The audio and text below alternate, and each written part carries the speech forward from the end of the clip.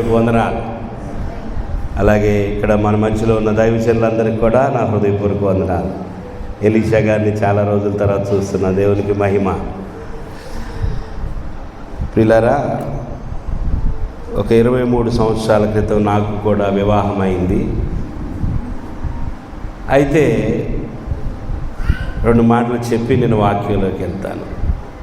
చాలా ఖచ్చితంగా దేవుని యొక్క చిత్త ప్రకారము నా వివాహము జరగాలని ప్రార్థన చేసుకున్నప్పుడు దేవుడు మాట్లాడాడు. సో దేవుని యొక్క చిత్తాన్ని చేయటానికి నేను ఏ విషయములో కూడా వెనక్కి తగ్గలేదు. డబ్బు అడ్డు వచ్చింది, కులము అడ్డు వచ్చింది, ఇంకా చెప్పాలంటే ఇంకొన్ని అడ్డు వచ్చాయి. కానీ దేవుని చిత్తము చేయాలని నిర్ణయించుకున్నాను. ప్రభువు స్పష్టంగా మాట్లాడిన తర్వాత మరి నేను నిర్ణయం చేసుకొని వివాహం చేసుకున్నాను. వివాహ దినాన ఏం జరిగిందయ్యా అంటే, నేను వద్దన్నా కూడా మా సంఘములో అనేక మంది యవనస్తులు, అంటే నేను పెరిగిన సంఘములో నన్ను ప్రేమించేటటువంటి యవనస్తులు చాలా ఘనంగా, అంటే నేను కూడా ఊహించనంత గొప్పగా స్టేజ్ వేసి చర్చి ముందర చాలా అద్భుతంగా అన్నీ సిద్ధపరిచారు. ఇక తెల్లవారితే వివాహ దినము. ఏం జరిగిందో తెలుసా ప్రియులారా? జూన్ మాసము 7వ తారీఖు 2001. నేను కూడా ఎంతో ఆనందిస్తున్నాను. ఆహ్వానించబడిన అనేక మంది దైవజనులు వచ్చారు. ఇక నేను చాలా, అంటే నా ఊహల్లో తేలిపోతున్నాను, ప్రభువుని కనపరుస్తున్నాను. అయ్యా, నేను ఊహించకుండా అన్నీ భలే జరిగిపోతున్నాయి, ఊహించిన దానికంటే ఎక్కువగానే జరుగుతున్నాయి ప్రభు అని ఆనందిస్తూ ఉన్నాను. ఇంక నిద్ర ఎక్కడ పట్టిద్ది? తెల్లవారితే ఏంటి చెప్పండి? పెళ్ళి. ఇక దేవునికి స్తోత్రం చెల్లిస్తే అందరూ చెప్తున్నారు, వెళ్ళి కొద్దిసేపు రెస్ట్ తీసుకో, జరిగేవన్నీ జరుగుతున్నాయి కదా, మేమందరం ఎందుకున్నాం, నువ్వు పెళ్లి చేసుకునేవాడివి, పడుకోవాలి, కొంచెం రెస్ట్ తీసుకోమంటే అబ్బే నిద్ర. అలాంటి సమయంలో అప్పుడే నిద్ర పట్టింది. తెల్లవారుజామున 3 గంటలు ఆ ప్రాంతం 3:30కి పెద్ద శబ్దాలు వినపడుతున్నాయి. బాగా నిద్ర పట్టింది. ఈ శబ్దాలు, అరుపులు, కేకలు, వాళ్ళని వీళ్ళని వాళ్ళు పిలుస్తూ ఉన్నారు. ఏమిటని ఉలిక్కిపడి లేచి, నా పెళ్ళి కదా ఏంటి మరి అన్నట్టుగా కళ్ళు తెరవగానే భయంకరమైన తుఫాను. ఎటు వాళ్ళు ఎటు పరిగెడుతున్నారో, ఎవరు ఏ ఇంటికి వెళ్ళిపోయారో, ఏ బంధువులు చేసే పనులు, పాత్రలు అన్నీ ఎక్కడెక్కడ పడేసి ఎటు నా ఇంటి నిండా జనం. నాకేం అర్థం కావట్లా. నా పెళ్ళి ఎంతో అద్భుతంగా జరగబోతుంది, దేవుని చిత్తము ఇది అని అనుకున్నాను కదా, ఏంటి ఈ ఆటంకం, ఏంటి ఈ శోధన, ఏం అర్థం కాలేదు. కొద్దిసేపు అలా మౌనంగా ఉండి, ప్రభువా ఆకాశాన్ని మూసే ప్రభువా, ఈ వర్షం ఏంటి, ఈ గాలి ఏంటి ప్రభువా, ఇదిగో నాయన అక్కడ ఎంతో అద్భుతంగా స్టేజ్ వేశారు, అసలు ఆ స్టేజ్ ఉందో లేదో నాకు తెలియదు, వెళ్ళడానికి కూడా అవకాశం లేదు. తెల్లవారేటప్పటికి వేసిన టెంట్లన్నీ కూలిపోయినాయి, వేసిన స్టేజీ మీద మొత్తం అన్నీ చల్లచెదరైపోయినాయి. అసలు ఆ స్టేజీకి రూపమే లేదు. మీరు నమ్ముతారే లేదు, స్టేజీకి రూపమే లేదు. సాతాను అంటాడు కదా, దేవుని చిత్తం అనుకొని వెళ్తున్నావుగా ముందుకి, చూసావా? చాలా బాధేసింది. మా నాన్నగారు వచ్చి పెళ్ళి పోస్ట్ పోన్ చేద్దామన్నారు. కుదరదన్నా. చూడు, ఇంకా వర్షం పడతానే ఉంది, ఇంకా చినుకులు ఆగలేదు, నీకు స్టేజ్ లేదు సరిగా, అంతా తడిసిపోయినాయి, పైన టెంట్ లేవు, పర్వాలేదు, ఇలాగే పెళ్లి చేసుకుంటా, అవసరమైతే నేను తడుస్తూనే పెళ్లి చేసుకుంటా, డేటు మార్చడానికి వీల్లేదు, అసలు ఏమాత్రం దీని విషయంలో బాధపడటానికి కూడా వీల్లేదు, నేను ఇలాగే పెళ్లి. కనీసం వేరే వాళ్ళ మందిరం ఉన్నది, పెద్ద మందిరం, ఆ మందిరంలో అందరం సరిపోతాం, ఆ మందిరానికి నో నా నిమిత్తము ఎక్కడ స్టేజ్ వేశారో అదే స్టేజ్ మీద నా పెళ్లి జరగాలి. అదే కోరుకున్నాను. మా నాన్నకి నాకు కొంచెం గొడవైంది, ఆయన కోపం తెచ్చుకొని వెళ్ళిపోయాడు. కానీ ఆ తర్వాత మరలా మోకరించాను. చాలామంది సేవకులు ప్రార్థన చేయడం ప్రారంభించారు. ఆ చినుకులు కూడా ఆగిపోయినాయి, పెళ్ళి అయిపోయింది. షార్ట్కట్లో ఇంకొక మాట చెప్తాను. 10 రోజులు గడిచిపోయింది. ఆ 10 రోజుల తర్వాత నేను కర్ణాటక బయలుదేరాను. పెళ్లి చేసుకున్న సుమారుగా ఒక 10 రోజుల తర్వాత నన్ను దేవుడు పిలిచిన ఆ ప్రాంతంలో సేవ చేయటానికి, నాకెవరూ అక్కడ తెలిసిన వాళ్ళు లేరు. కొత్తగా పెళ్ళయింది, వివాహం చేసుకున్న భార్యను తీసుకొని 10 రోజుల తర్వాత బయలుదేరాను. వెళ్ళే మార్గంలో తన యొక్క స్వగ్రామమైన అనంతపూర్లో మేము ఒక 2 రోజులు ఆగి అక్కడి నుంచి బయలుదేరాము. మాకున్న కొద్ది సామాను తీసుకొని సేవ కొరకై కర్ణాటకలో గౌరీబిదనూరు అనే ప్రాంతానికి పెళ్ళయి 10 రోజులైంది అంతే వెళుతున్నాం. ఆ వెళ్ళే సందర్భంలో ఏమైందంటే, అనంతపూర్లో మేము ఎక్కాల్సినటువంటి బండి, ఆ లగేజ్ అంతా తీసుకొని నేను మా మామగారు ఇద్దరము ట్రైన్ ఎక్కేసాం. మా భార్య ట్రైన్ ఎక్కలేకపోయింది. మళ్ళీ సాతాను అంటాడు కదా, దేవుని చిత్తంలోనే పెళ్లి చేసుకున్నావా? ఎంత ఇబ్బంది కలిగిందంటే అదొక చిన్న మిస్టేక్ అనమాట. వాళ్ళు వీళ్ళు వచ్చి మాట్లాడటము, అందరూ పలకరించడం, ఈమె వచ్చేసిందని సెండ్ ఆఫ్ ఇచ్చేవాళ్ళు ఎక్కువైపోయి వాళ్ళతో వీళ్ళతో మాట్లాడి ట్రైన్ వచ్చేసింది ప్లాట్ఫామ్ మీదకి. ఆమె రాలేకపోయింది. నేను ఒక్కడినే సామాన్ తీసుకొని వెళ్ళాను. పెళ్ళి చేసుకొని వస్తున్నానని అక్కడ ఆ ఇల్లు తీసుకున్న వాళ్ళకి తెలుసు. నేను ఒంటరిగా ముసలాయిని పక్కన పెట్టుకొని వెళ్తుంటే, ఏంటండి పెళ్లి చేసుకొని వస్తానన్నారు, ఏది మీ భార్య అంటున్నారు. భార్య ఆ రోజుల్లో ఫోన్లు లేవు. ఆమె ఏ ట్రైన్ ఎక్కి వస్తుందో తెలియదు, ఏ బస్సు ఎక్కి వస్తుందో తెలియదు.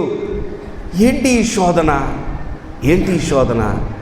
నేను దేవుడు చూపించిన ప్రకారమే ఈ వివాహానికి నేను ఒప్పుకున్నాను కదా. ఎందుకని పెళ్లి రోజు చూస్తే ఈ ఆటంకము, పెళ్లి తర్వాత చూస్తే ఈ ఆటంకము, ఇక రాబోయే రోజుల్లో ఎన్ని ఆటంకాలు రాబోతున్నాయి నాకేం అర్థం కావట్లేదు. ప్రభువా, నీ చిత్తములో నేను అన్నీ చేస్తున్నాను కదా, ఏమిటి శోధన, ఏమిటి శోధన? ఈ ప్రశ్నలన్నిటికీ జవాబు దేవుడిచ్చాడు. హల్లెలూయా, హల్లెలూయా. దేవుని బిడ్డలారా గ్రహించండి, దేవుని చిత్తములోనే మనము ముందుకు వెళతాం. దేవుని చిత్త ప్రకారమే అన్నీ చేయాలని కోరుకుంటాం. అయినను ఆటంకాలు, కొన్ని శ్రమలు, శోధనలు ఖచ్చితంగా ఎదురవుతాయి. అవే వాటికి ప్రూఫ్. దేవునికి స్తోత్రం. మనము ఖచ్చితమైన పని చేస్తున్నప్పుడు, దేవునికి ఇష్టమైన పని చేస్తున్నప్పుడు వ్యతిరేకత వస్తుంది, వ్యతిరేకత వస్తుంది. దానికి ఆశ్చర్యపోవాల్సిన అవసరం లేదు. మనకి ఎంత ఎదురుగాలి వీచినా మనల్ని గమ్యానికి తీసుకెళ్లే దేవుడు మన ప్రభు మనతోనే ఉంటాడు. మనకి ఎంత తుఫాను వచ్చినా ఆ తుఫానులో సహితము తుఫానును గద్దించి చివరికి తీసుకెళ్లే దేవుడు, గమ్యానికి చేర్చే దేవుడు ఉంటాడు. హల్లెలూయా. మన విశ్వాసం బలపడాలి, మన నడక మారాలి, మన చూపు మారాలి, మనము పరిస్థితులను ఎదుర్కొనుటకు ధైర్యం తెచ్చుకోవాలి. ప్రతి పరిస్థితిలో కూడా మనము సింహం వలె నిలబడి పోరాడాలి. దేవునికి స్తోత్రం.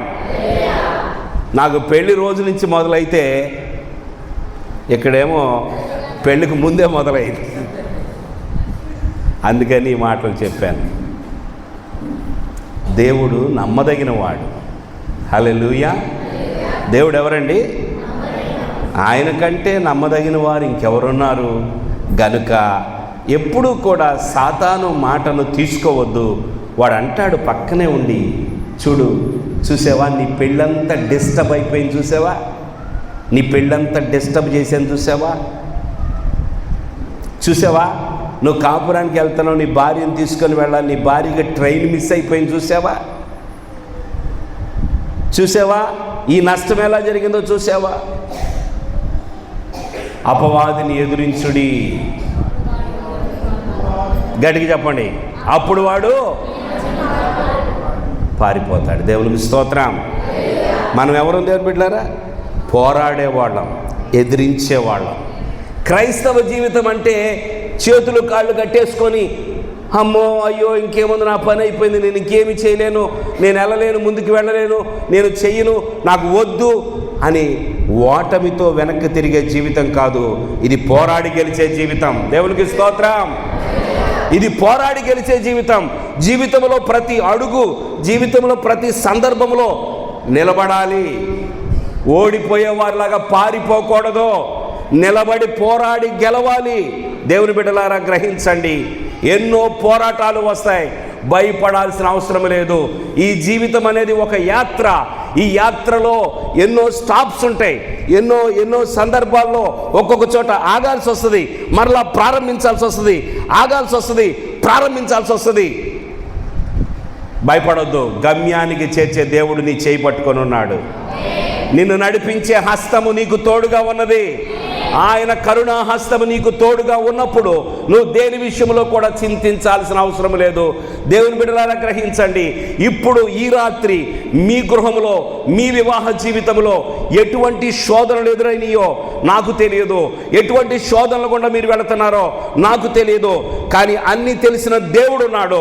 ఆ దేవుని వైపు నువ్వు చూసి ధైర్యాన్ని తెచ్చుకో. పిరికితనము దేవునికి ఇష్టం లేదు. పిరికివారు దేవుని రాజ్యానికి, చెప్పండి మిగతా మాట. ఎంతమంది పిరికివారు ఉన్నారు? చేతులు ఎత్తండి. ఇక్కడ మీరు ఎత్తరు, కానీ మీరెంత పిరికివారో మీకు తెలుసు. భయపడొద్దు. సంవత్సరానికి 365 రోజుల్లో ఆ మాటను లెక్కబెట్టి పెద్దలు చెప్పారు, ఒకరోజు ప్రతిరోజుకి భయపడకుడి, భయపడకుడి. దేవునికి స్తోత్రం. మహిమ వినయ్, భయపడకుడి. ఇది ఆరంభం. మీరు జయించాల్సింది, మీరు స్వతంత్రించుకోవాల్సింది, మీరు చేయాల్సిన ప్రయాణం ఎంతో దూరం ఉన్నది ఇంకా. దేవునికి స్తోత్రం. భయపడకుడి, భయపడకుడి. కరుణాకర్ బ్రదర్ కానీ అటువైపు మోషే గారు కానీ, అమ్మయ్యా పెళ్లి చేసేసాం, అయిపోయింది మా పని. ఏంటి వాళ్ళ సంతోషం? ఓ సామెత ఉంది కదా, ఇల్లు కట్టి చూడు.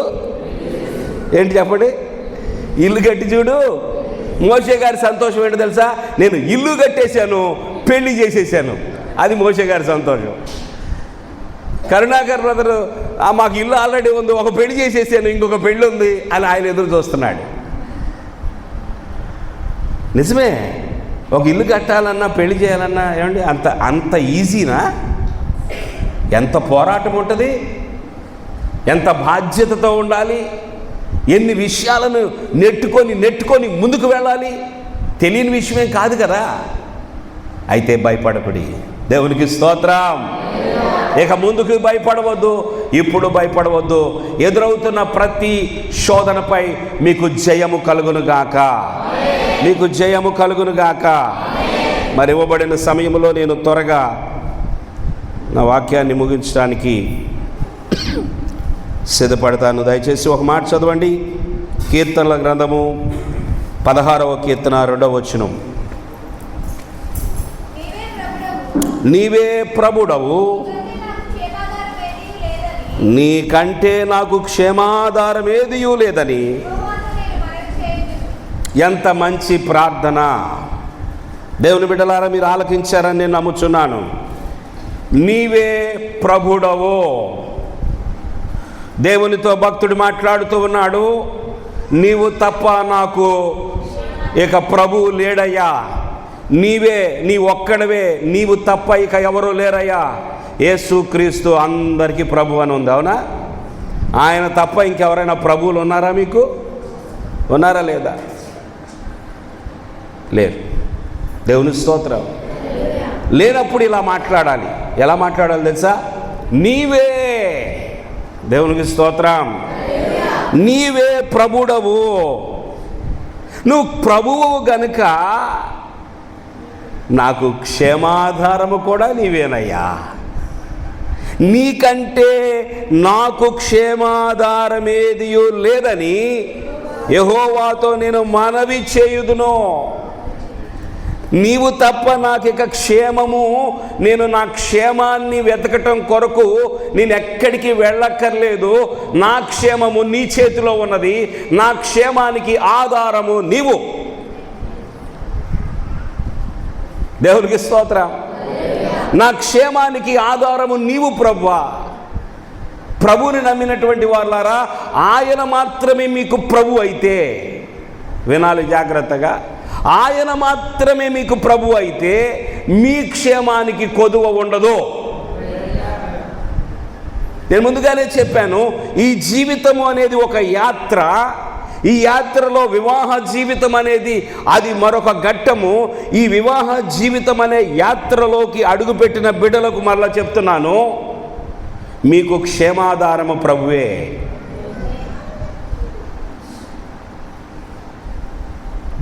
విజయవాడ నుంచి నేను బయలుదేరి మణుగూరు రావడానికి 2 బస్సులు మారాను. ఈ 2 బస్సుల్లో కూడా నేను ప్రయాణం చేసి గమ్యము చేరానంటే దానికి కారకుడు ప్రభువే. దేవుని స్తోత్రం. ఇదేంటయ్య గారు, ఒక చిన్న ప్రయాణం గురించి మీరు అంత హైలైట్ చేస్తున్నారు, విజయవాడ నుంచి మణుగూరు వచ్చే ఈ చిన్న ప్రయాణం గురించి మీరు అంత గొప్పగా చెప్తున్నారని మీరు అనుకుంటున్నారా? ఇక్కడ నుంచి మీ ఇంటికి వెళ్ళాలన్నా మీకు క్షేమము కావాలి. ఇక్కడి నుంచి 1 కిలోమీటర్ దూరంలో ఇల్లు ఉందేమో, ఇక్కడి నుంచి పక్కనే ఇల్లు ఉన్నదేమో. క్షేమమిచ్చే దేవుడితో తప్ప క్షేమము ఎక్కడ నుండి రాదిక. ఆ క్షేమము మనము నిత్యము అనుభవించాలని, నిత్య క్షేమము మనము కలిగి ఉండాలని దేవుడు కోరుకుంటూ ఉన్నాడు. మహిమ వినయ్ జీవితములో క్షేమమునిచ్చే దేవుడు, ఆయన మీకు నిత్యము క్షేమం ఇవ్వాలని కోరుకుంటున్నాడు. దేవుని స్తోత్రం. నిత్య క్షేమముతో మిమ్మల్ని ఆశీర్వదించాలని కోరుకుంటున్నాడు దేవుడు. ఇక్కడున్న ప్రతి బిడ్డకు కూడా ఆయన క్షేమం ఇవ్వాలనుకుంటున్నాడు. దేవుడు ఎప్పుడు కీడు విషయమై మనల్ని శోధింపనీయడో. కీడు వచ్చేది కీడు చేసే వాని యొద్ద నుండి వస్తుంది, కానీ దేవుడు కీడు విషయమై శోధించడు. దేవుడు మనలను మేలు విషయమై శోధిస్తాడు. దేవునికి స్తోత్రం. గమనించండి, ప్రభువా నీవే నా ప్రభుడవయ్యా, నీకంటే నాకు క్షేమాధారము ఏది లేదయ్యా. ప్రతిరోజు నా క్షేమము నా ప్రభు చేతిలో ఉన్నది, నా చేతిలో లేదు. నా భద్రత, నన్ను కాపాడేది దేవుడు, నన్ను సంరక్షించేది దేవుడు, నన్ను పోషించేది దేవుడు, నిత్య క్షేమం అనుగ్రహించేది దేవుడు. ఆయనను ప్రక్కన పెట్టిన రోజున నాకు క్షేమమే లేదు. కృపాక్షేమములు నీ వెంట వచ్చును కదండి. ఎవరికైతే దేవుడు కాపరిగా ఉన్నాడో ఆ కాపరత్వం కిందంట బ్రతుకు దినములన్నీయు, దేవునికి స్తోత్రం, ఏ దినములు? బ్రతుకు దినములన్నీయు కృపాక్షేమములు నీ వెంట వచ్చును. అంటే నీ ప్రక్కన కట్టుకున్న భర్త లేదా కట్టుకున్న భార్య కూడా కొన్ని సందర్భాల్లో లేకపోయినా, నువ్వు ఒంటరిగా ఉన్నా నీ ప్రక్కన ఇటువైపు అటువైపు కృపాక్షేమం. చప్పట్లు కొడదాం దేవునికి. హల్లెలూయా. ఎవరుంటారండి? కృపా క్షేమము. నిత్యము బ్రతికే దినములన్నీ కూడా కృపాక్షేమములను ఇచ్చే దేవుడు మన దేవుడు. నమ్మండి. ఎప్పుడు కూడా దేవుడు నాకు కీడు చేస్తున్నాడు, దేవుడు నన్ను శోధిస్తున్నాడు అని అనుకోబాకండి. ఆయన క్షేమానికి ఆధారమైన దేవుడు ఆయన. దేవునికి స్తోత్రం.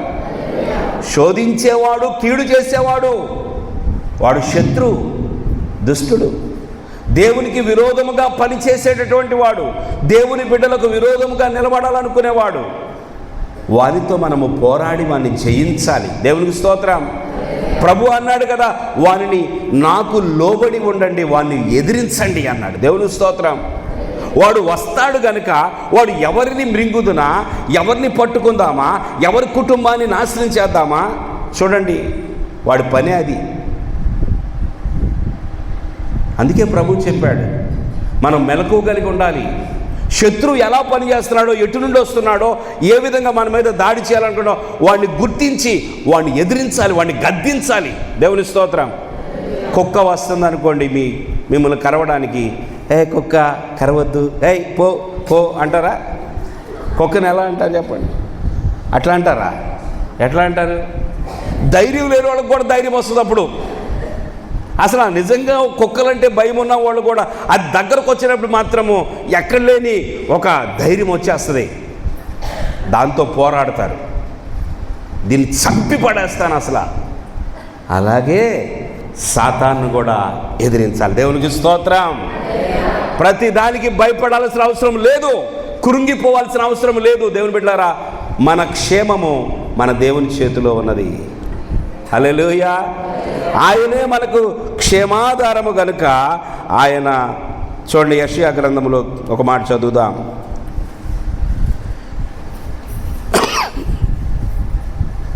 48వ అధ్యాయము 18వ వచనం.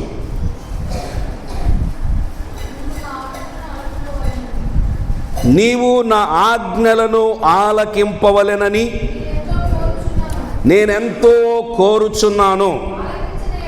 ఆలకించిన ఎడల నీ క్షేమము నదివలెను, నీ నీతి సముద్ర తరంగముల వలె ఉండును. చప్పట్లు కొడతాను దేవునికి. ఎంత అద్భుతమైన వాగ్దానం ప్రియులారా. నీవు నా ఆజ్ఞలను ఆలకింపవలెనని నేనెంతో కోరుచున్నాను. దేవుని యొక్క కోరిక ఏమిటో తెలుసా? మీరు నా ఆజ్ఞలను ఆలకించండి. దేవునికి స్తోత్రం. నా ఆజ్ఞలను ఆలకించండి, ఇది దేవుడు కోరుకుంటున్నది. నా మాట వినండి, నాకు లోబడండి, ఇదే దేవుడు కోరుకుంటుంది. మీరు గనక నా మాటలను ఆలకించి నా ఆజ్ఞలను ఆలకించిన ఎడల, నదులంటే ఎంతమందికి ఇష్టం అండి? నది దగ్గరికి వెళ్ళటం అంటే ఎంతమందికి ఇష్టం? నదుల దగ్గరికి, సముద్రాల దగ్గరికి చాలాసార్లు వెళ్ళొస్తూ ఉంటాం కదా, కొంచెం రిలాక్స్ కోసం కదా. నది దగ్గర ఏం దొరికింది మనకి? ఆ ప్రవహిస్తున్న నది పక్కన, ఆ నది ఒడ్డున కూర్చున్నాం అనుకోండి, మనసులో ఉన్నటువంటి అలజడి, కలవరము ఏంటి తలోపురం. మీరు ఎప్పుడు వెళ్ళలేదా నదుల దగ్గరికి? ఎంత సంతోషంగా ఉంటుంది కదా నదిలో కాసేపు దిగాలని. ఆ నదిని చూస్తుంటే నది పక్కనే ఇల్లు కట్టుకోవాలని. అర్థమైందా? నదుల పక్కన చాలామంది గెస్ట్ హౌస్లు కట్టుకుంటారు. ఎందుకో? ఆ ప్రవహిస్తున్న నది పక్కనే ఉండాలనుకుంటారు, తోటల్లో ఉండాలనుకుంటారు. ఏమనంటే మనశ్శాంతి కొరకు అంటారు కదా. నీ క్షేమము ఎలాగంట? నది వలె. దేవునికి స్తోత్రం చెల్లిద్దాం. ఎప్పుడు దేవుడిచ్చే క్షేమము నది వలె నీ కొరకు ప్రవహిస్తుంది. నీ క్షేమము నది వలెను, నీ నీతి సముద్ర తరంగముల వలె ఉండును. ప్రభు వివరిస్తున్నాడు. దేవుని బిడ్డలారా, సముద్ర తరంగాలను చూసి ఆనందించని వారెవరు? సముద్రపు ఒడ్డుకు వెళ్ళి సాయంకాలం వెళ్ళామనుకోండి, సముద్రపు అలలు ఎక్కువ వస్తాయి కదా. సాయంకాలం అయ్యేటప్పటికి ఎక్కువ అవుతూ ఉంటాయి, అలలు ఎక్కువ అవుతూ ఉంటాయి. ఆ అలలు, ఆ తరంగాలు ఎగిసెగిసి పడుతుంటే ఎంత ఆనందంగా ఉంటుంది కదా. నీ నీతి సముద్ర తరంగముల వలె చేస్తాను. దేవునికి స్తోత్రం. దేవునికి స్తోత్రం. నేను ఈ భూమి మీద బ్రతికినంత కాలము క్షేమంగా ఉండాలి అని నువ్వు కోరుకుంటున్న బిడ్డవైతే, ఆ క్షేమము ప్రభు చేతిలో ఉంది. నేను నా కుటుంబము క్షేమాభివృద్ధి చెందాలని కోరుకుంటున్నాం. అయితే దేవుడు కోరుకున్న దానిని మీరు వినండి. దేవుడు ఆదాముని అవ్వని సృష్టించిన తర్వాత మొట్టమొదటిగా ఆయన చేసిన పని ఏంటి చెప్పండి? మీరు ఫలించి అభివృద్ధి పొంది భూమిని నిండించి విస్తరించండి. దేవుడు వారిద్దరిని కలిపిన తర్వాత, ఈ పురుషుడు ఈ స్త్రీని కలిపిన తర్వాత, వీరిద్దరూ ఒక కుటుంబం అయిన తర్వాత, దేవుని నోట్లో నుండి వచ్చినటువంటి మాట ఆశీర్వాదపు పలుకు. దేవునికి స్తోత్రం. దేవుడు ఆశీర్వదించే దేవుడు. నీ ఆశీర్వాదాన్ని ఎవరు ఆపలేరు.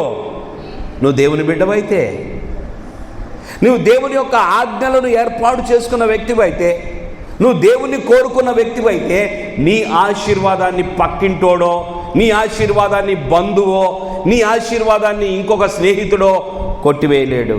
నీ ఆశీర్వాదం నీకు ఉంటుంది. దేవునికి స్తోత్రం. హల్లెలూయా.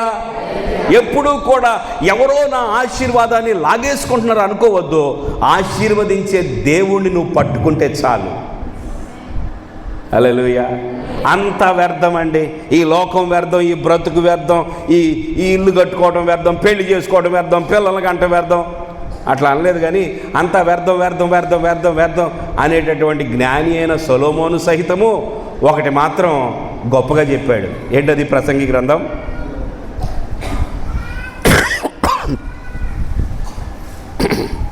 చూడండి. ప్రసంగి గ్రంథము 5వ అధ్యాయము 18వ వచనం. కోరదగినదిగాను అబ్బా నాకు కనబడింది ఏదనగా ఆయుష్కాల దినములన్నీ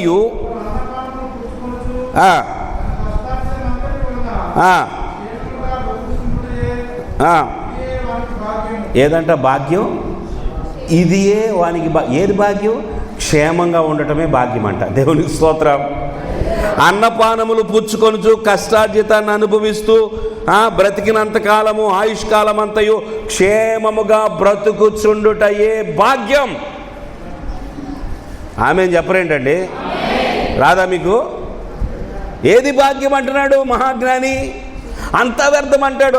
ఆయనకి ఎందుకో తెలియదు కానీ ఆ సూర్యుడి కింద జరుగుతుందంతా వ్యర్థం అంటాడు. ఏది చూసినా వ్యర్థం వ్యర్థం. కానీ ఇక్కడికి వచ్చేటప్పటికి ఇది భాగ్యం అంటున్నాడు. ఒకడు తన కష్టార్జితాన్ని అనుభవిస్తూ ఆయుష్కాలం అంతా క్షేమముగా బ్రతకటమే భాగ్యం అంట. ఆ క్షేమము నీకు కావాలి అంటే దేవునికి స్తోత్రం, ఆయన మాత్రమే నీకు ప్రభువుగా ఉండాలి.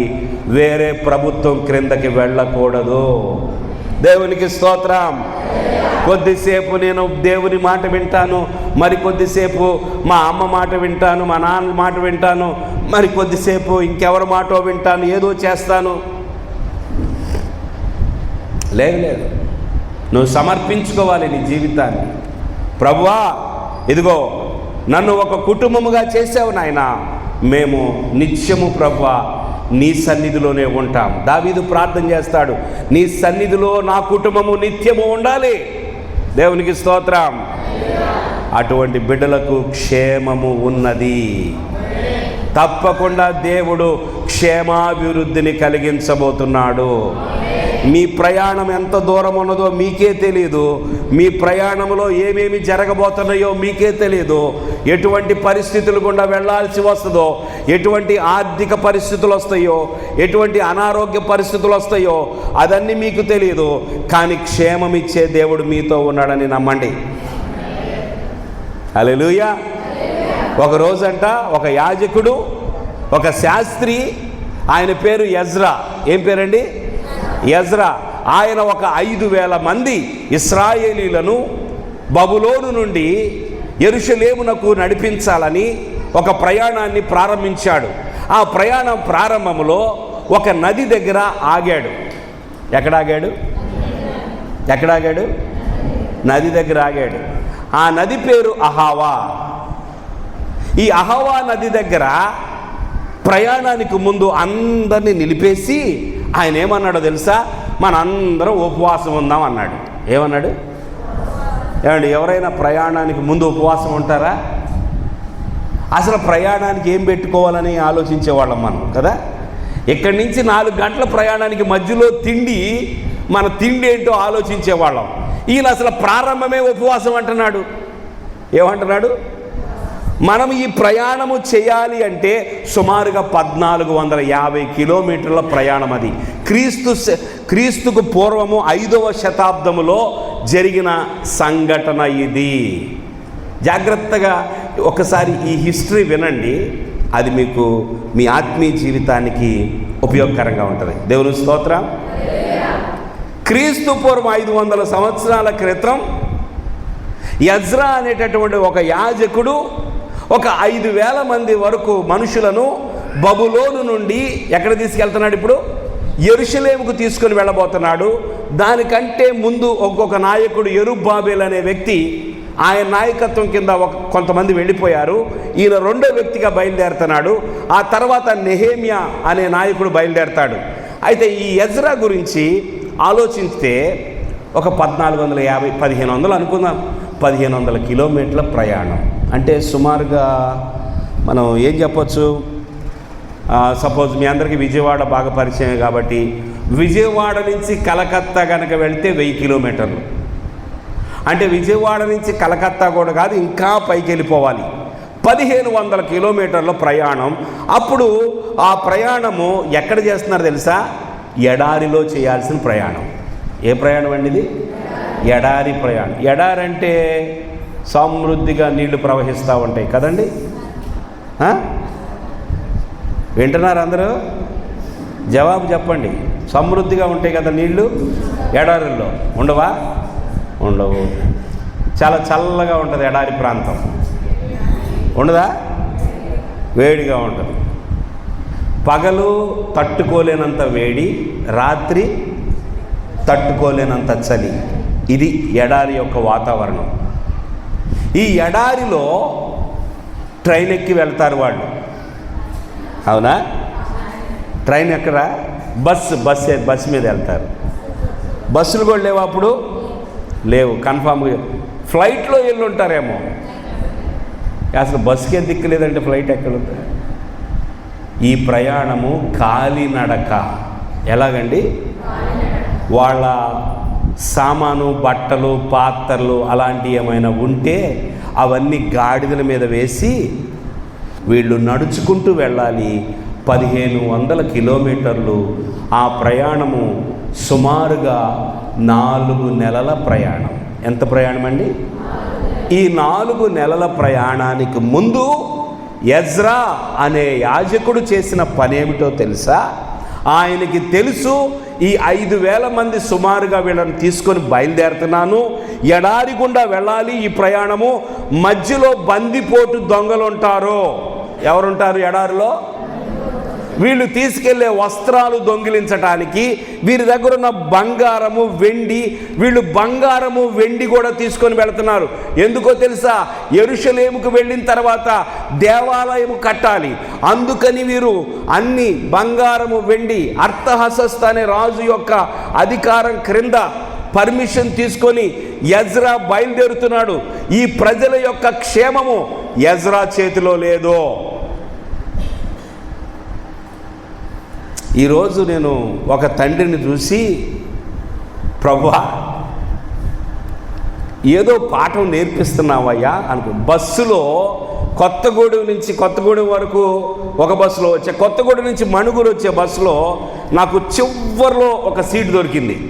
మంచి మసాజ్ జరిగిందనమాట ఈరోజు నాకు. ఆ చివరి సీట్లో అసలు వాస్తవానికి ఆ పెద్ద స్థలం కూడా లేదు. అయినా నన్ను మరి నా ముఖం చూస్తే నాకు సీటు ఇవ్వాలనిపించిందేమో. ఒక తండ్రి ఇటువైపు ఒక చిన్న పిల్లోడిని, ఇటువైపు ఒక చిన్న కుమార్తెను, ఇద్దరు చిన్న బిడ్డల్ని పెట్టుకొని కూర్చున్నాడు. ఆయన జరిగాడు. దేవుని స్తోత్రం. ఆయన జరిగితే వాళ్ళు పాపం ఆ చిన్న పిల్లలు మధ్యలో నీళ్ళు అంటారు, మధ్యలో ఆకలేస్తుంది అంటున్నారు. నా గుండె తరుక్కుపోతుంది. అయ్యో ప్రభువా, నేను బ్యాగ్లో ఏదన్నా బిస్కెట్ ప్యాకెట్లు అన్నా పెట్టుకురాలేదు. ఈ పిల్లలు నీళ్ళు అంటారు, ఆకలి అంటారు, వాంతి వస్తుందంటారు.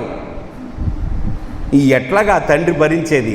ఇటువైపు చిన్న కొడుకు, ఇటువైపు చిన్న కూతురు, వీళ్ళిద్దరిని ఇట్లా పట్టుకొని కూర్చున్నాడు. ఇదేమో ఎత్తేస్తుంది బస్సు. ఆ చివరి సీట్లో దొరికింది. ఎంత కష్టపడుతున్నాడు ఈ తండ్రి. ఈ పిల్లల్ని తీసుకొని మణుగూరు వస్తున్నాడు. నిజమే కదా? ప్రయాణం అంటే ఎన్నో ఇబ్బందులు ఎదురవుతాయి జీవితంలో కూడా. దేవుని బిడ్డలారా, జీవితంలో కూడా, ఈ ప్రయాణములో కూడా ఎప్పుడు ఎలా ఉంటుందో తెలియని పరిస్థితి. కానీ క్షేమమిచ్చే దేవుడు ఉన్నాడు. ఈ ఒక్క మాట చెప్పడానికే విజయవాడ నుంచి వచ్చాను మీ దగ్గరికి. క్షేమమిచ్చే దేవుడు ఉన్నాడు. ప్రభువా, నీవే నాకు క్షేమాన్ని ఇచ్చే దేవుడు, నీకంటే నాకు వేరే క్షేమాధారము లేదు. ఈ ఎజ్రా ఏం చేశాడో తెలుసా? ఇంతమందిని తీసుకొని, రాజుగారు చాలా చాలా అనుకూలంగా ఉన్నాడు ఎజ్రాకి. అయితే రాజుగారు అవసరమైతే గొప్ప సైన్యాన్ని వీళ్ళ కోసం పంపగలడు. అయ్యా రాజా, మా దేశానికి వెళ్ళమని పర్మిషన్ ఇచ్చావు, అలాగే ఒక 50 మంది సైనికులను, ఒక 100 మంది సైనికులను, వాళ్ళైతే కత్తులు తీసుకొని బళ్ళలు తీసుకొని అన్నీ సిద్ధంగా వస్తారు. ఎవరైనా సరే బందిపోటు దొంగలు వస్తే వాళ్ళతో మేము పోరాడలేం కదా, సైన్యమైతే చక్కగా పోరాడతారు, కాబట్టి సైన్యాన్ని మాకు తోడుగా పంపించు అనడానికి ఆయనకి సిగ్గు తోసిందంట. ఒక్కసారి ఎజ్రా గ్రంథంలో ఆ మాట చదివి మన ముందుకు వెళ్ళిపోదాం. ఎజ్రా గ్రంథం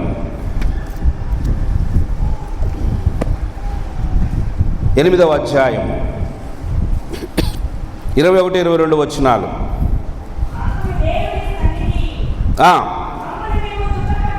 మమ్ముని మేము దుఃఖపరుచుకొని, ఎవరికంట? మాకును మా చిన్నవారికి మా ఆస్తికిని ఏం కావాలంటే శుభ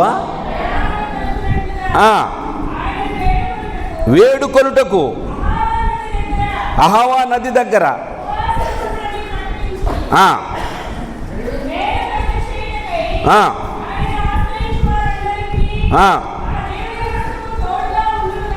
ఉండును గాని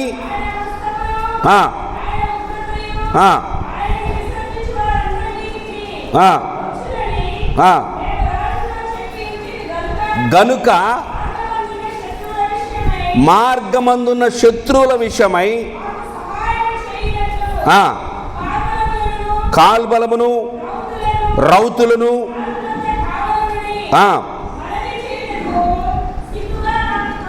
సిగ్గు నాకు తోచెను. ఎజ్రా ఏమంటున్నాడు దేవుని బిడ్డలారా? రాజుని సహాయం అడగటానికి ఏమైందంట ఈయనకి? సిగ్గు నాకు తోచెను. ఎందుకు రాజుగారిని సహాయము అడగలేకపోతున్నాడు ఈయన?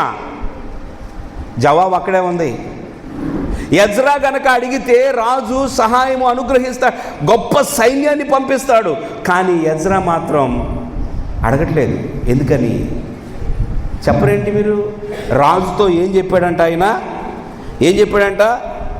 మా దేవుని హస్తము, దేవునికి స్తోత్రం చెల్లించండి, మా దేవుని హస్తము మాకు తోడుగా ఉండును. ఎవరి హస్తం తోడుగా ఉంటుందంట? ఈ భూమి మీద నువ్వు బ్రతకటానికి నీకు తోడుగా ఒక హస్తము ఉన్నది. దేవునికి స్తోత్రం చెల్లించండి. మా దేవుని హస్తము తోడుగా ఉంటుంది. ఆయన హస్తము, ఆయన ఉగ్రత ఆయన్ని విసర్జించు వారందరి మీదకి వచ్చును అని మేము రాజుతో చెప్పి ఉంటిమి గనుక దేవుడు మాకు తోడుగా ఉంటాడు, దేవుడు మమ్మల్ని బలపరుస్తాడు. ఆయన తోడుగా ఉండటాన్ని బట్టి ఈ ప్రయాణం చేస్తాము. ఈ ఎడారి ప్రయాణంలో మాలో ఏ ఒక్కరికి, మాకు కానీ మా పిల్లలకు కానీ మా ఆస్తికి కానీ ఎక్కడా నష్టం జరగదు. దేవుని స్తోత్రం. రాజుతో చెప్పాడంట, అందుకని సైన్యాన్ని అడగలేదు. సిగ్గు నాకు తోచింది. తీరా బయలుదేరే సమయానికి భయం వేస్తుంది, ముందుకు వెళదామనుకునే సమయానికి భయం వేస్తుంది. ఎలాగా మేము యెరూషలేము చేరాలి? ఈ ప్రయాణం సాధ్యమేనా? కొంతమంది పెళ్లి చేసుకోమంటే అమ్మో నా వల్ల కాదంటారు.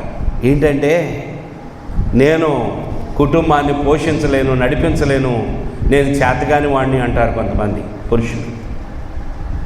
పెళ్లి చేసుకుంటావయ్యా అంటే లేదు లేదు నా వల్ల కాదు కదా. ఎజ్రా రాజుని సహాయం అడటానికి సిగ్గుపడ్డాడు, అందుకని ఉపవాసాన్ని ప్రకటించాడు. దేవునికి స్తోత్రం చెల్లించండి. ఉపవాసము, ప్రార్థన ఏం చేస్తుంది? ఏం చేస్తుందండి ఉపవాస ప్రార్థన? ఏం చేస్తుందో సంతోషముగా అడిగితే చెప్పింది. ఉపవాసం చేస్తే, ఉపవాసముతో ప్రార్థన చేస్తే ఎంతమందిని రక్షణలోకి నడిపించి ఉన్నదో ఆ తల్లి, ఆమెను అడగండి. ఈరోజు ఎవరైనా వాళ్ళ కుటుంబంలో క్షేమంగా ఉన్నారు అంటే తనకున్న 2 కుమారులు, తనకున్న 2 కుమార్తెలు, వారి కుటుంబ సభ్యులు, బహుశా అందరు ఇక్కడే ఉన్నారేమో అని నేను అనుకుంటున్నా. మీ క్షేమమునకు కారణం మీరు ఈ రోజున ఇంత దేవునిలో వర్ధిల్లడానికి కారణం ఒకప్పుడు ప్రారంభించిన ఉపవాసం. ఆ తల్లి 40 రోజులతో ప్రారంభమైంది ఆమె ఆత్మీయ యాత్ర. దేవునికి స్తోత్రం చెల్లించండి. సాక్ష్యం చెప్తా ఉన్నారు ఇంటి దగ్గర. ఆమె ఆత్మీయ యాత్ర ప్రారంభము ఎలా జరిగిందో తెలుసా? 40 రోజుల ఉపవాసముతో ప్రారంభమైంది. ఆమెకున్న పట్టుదల, ఆమెకున్న ఉపవాస దీక్ష ఈ రోజుకి కూడా కొనసాగుతూనే ఉన్నది. ఏమనుకుంటున్నారు మీరు? భక్తి అంటే మాటలతో కాదు, క్రియలతో ఉండాలి. దేవునికి స్తోత్రం. మాటలు మాట్లాడటమే కాదు. ఈ ప్రయాణం ఎలా జరిగిద్ది? ఒక్కటే అనుకున్నాడు ఎజ్రా, నా దేవుని హస్తము నాకు తోడుగా ఉన్నది. మరి ఉన్నది కదా, ఆ విశ్వాసం ఉన్నది కదా. ఆ విశ్వాసము బలహీన పడకుండా ఉండాలంటే ఉపవాసం ఉండి ప్రార్థన చేద్దామన్నాడు. అందరూ సహకరించారు. 4 నెలల తర్వాత యెరూషలేములో ఉన్నారు వాళ్ళందరూ. ఈ భూమి మీద నీ జీవిత యాత్రకు నీకు కావలసినది దేవుడు, దేవుని మీద ఉన్న విశ్వాసము, దేవుని ఆజ్ఞల ఎడల నీకున్న ఆ విధేయత, దేవుని మీద ఉన్న ఆ భక్తి, ప్రార్థన, ఉపవాసము. దేవుని బిడ్డలారా, ఏ కుటుంబం అయితే కలిసి ప్రార్థనలో ఎదుగుతుందో ఆ కుటుంబము నిజంగా దీవించబడిన కుటుంబం. ప్రభువా ఎందుకు ఇలా జరుగుతుంది, ప్రభువా ఎందుకు అలా జరుగుతుంది, ప్రభువా ఏంటి ఈ శోధన, ఆ శోధన కాదు. నువ్వు మోకరించు అంతే. నువ్వు ప్రార్థన చేస్తూనే ఉండు, నువ్వు ఎదిరిస్తూనే ఉండు, నువ్వు పోరాడుతూనే ఉండు. నిన్ను నడిపించే హస్తము నీ వెనక ఉన్నది. భయపడాల్సిన అవసరం లేదు. ప్రియులారా, కుటుంబ సభ్యులారా, సంఘ బిడ్డలారా, శ్రేయోభిలాష, మీ అందరూ కూడా ప్రభువు ఉన్నాడు. ఆయన తప్ప క్షేమం అనుగ్రహించేవారు మనకెవ్వరూ లేరు. మనము బ్రతుకు దినములన్నీ కూడా కృపాక్షేమాలను తోడుగా ఉంచే దేవుడు ఉన్నాడు గనుక నిత్యము దేవుని సన్నిధిలో ఆయన మాటకు లోబడుతూ ఆయన సన్నిధిలో గడపాలని, ఆయన మాటకు విలువనిచ్చి గణపరచాలని ఈ నూతన వధూవరులకు ప్రేమతో నేను మనవి చేస్తున్నాను. మీ జీవిత ప్రయాణం చాలా దూరం ఉన్నది ఇంకా. అయితే మీరు దేవుని మీద ఉంచిన విశ్వాసాన్ని బట్టి, మీ ప్రార్థనా జీవితాన్ని బట్టి మీ ప్రయాణం సుఖంగా జరిగిద్ది. హల్లెలూయా. మీ ప్రయాణం అద్భుతంగా జరిగిద్ది. గమ్యస్థానం ఏమిటో తెలుసా? పరలోకమే. హల్లెలూయా. ఈ యాత్ర ఈ భూమి మీద యాత్ర చేసిన తర్వాత చూడండి, ఆది కాండములో ఒక ఉదాహరణ వింటాము. హానోకు దేవుడితో నడిచాడంట. కుమారులను కుమార్తెలను కన్న తర్వాత హానోకు 300 ఏండ్లు దేవునితో నడుస్తూ ఎక్కడికి వెళ్ళిపోయాడండి? ఎక్కడికి వెళ్ళాడు? అదే జరగబోతుంది. దేవునికి స్తోత్రం. మనమందరము కూడా దేవునితో నడిచే వారముగా ఉన్నప్పుడు, మనము దేవుని యొక్క ఆజ్ఞల ఎడల మనము శ్రద్ధ వహించిన వారముగా ఉన్నప్పుడు, ఈ భూమి మీద ఈ ప్రయాణం చేస్తూ చివరి గమ్యము దేవుడే. దేవుణ్ణే చేరుకుంటాం కనుక దేనికి భయపడవద్దు. మీ క్షేమము దేవుని చేతిలో ఉన్నది. హల్లెలూయా. అది నది వలె ప్రవహించబోతున్నది. నీ ప్రాకారములలో నెమ్మదిని చూడబోతున్నావు. నీ యొక్క ప్రాకారములలో నిత్యము నెమ్మదిని అనుభవించబోతున్నావు. ఏం కావాలండి? ప్రభు ఉంటే చాలదా? హల్లెలూయా. నా వివాహ ప్రారంభములు అనుకున్నాను ఏంటయ్యా ఈ శోధన అని. ఆ తర్వాత అర్థమైంది, ఒక్కొక్క స్టెప్ 7 చోట్ల నా సాక్ష్యం. పెళ్ళయిన తర్వాత 7 ఊర్లు తిరిగానండి నేను. 7వది ఏంటో తెలుసు? 7వది విజయవాడ. దేవునికి స్తోత్రం. ఏంటి ప్రభువా? కొంతకాలం గౌరీబిదనూరు, కొంతకాలం బెంగళూరు, కొంతకాలము ధర్మవరం. ఏంటి ప్రభువా?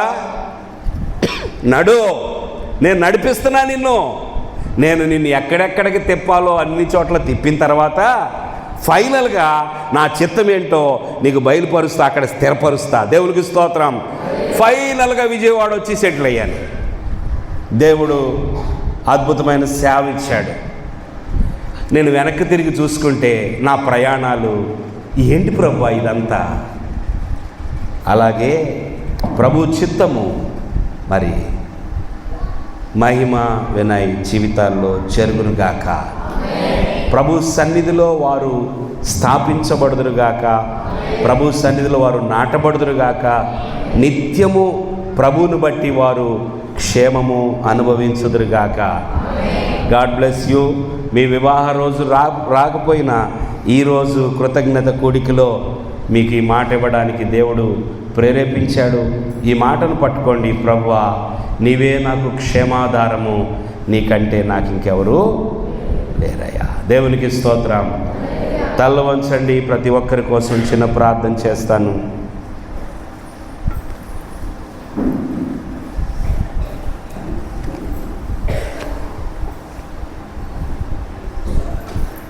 Vinay Mahima, if you don't mind please come, ముందుకు రండి ఒకసారి.